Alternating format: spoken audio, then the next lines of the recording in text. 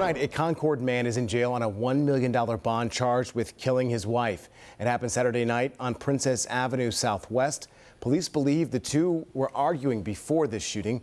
Michael Hopkins is facing a second-degree murder charge in the death of his wife, Miriam Blue Hopkins. Authorities, they're saying now this is a case of domestic violence. The North Carolina Coalition Against Domestic Violence says that cases like these are all too common. Data actually shows they've increased over the last 5 years. As WCNC Charlotte's Siobhan Riley reports, the group is seeking solutions to this problem.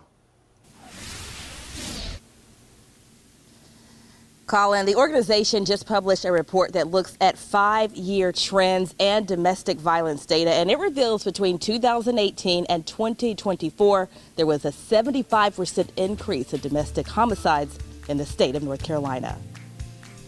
Neighbors who live in the 100 block of Princess Avenue Southwest in Concord learning about a woman's murder. She is now believed to be the latest victim of domestic violence. You never know what goes behind closed doors. People just think because, you've been together for a long time, stick through it, try to work through it because they think things going to get better. Elizabeth Sagar is the director of evaluation of the North Carolina Coalition Against Domestic Violence. She says 24 murders and 11 suicides involving domestic violence were reported across the state so far this year. 93 cases of domestic violence homicides were reported last year.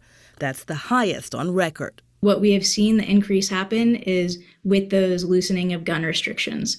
So where we saw a big increase last year was after the pistol permit process was repealed.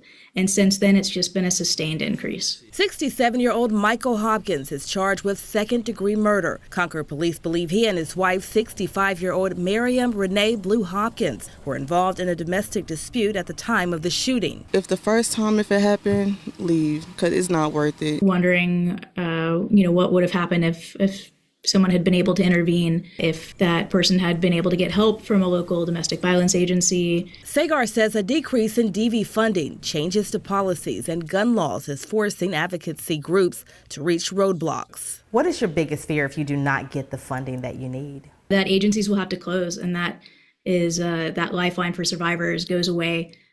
That means that more agencies are... And her advice to domestic violence victims, you do not have to stay in that situation. There is help out there. To find out how you can get help, visit our website at WCNCCharlotte.com. Live in Concord tonight, Siobhan Riley, WCNC Charlotte.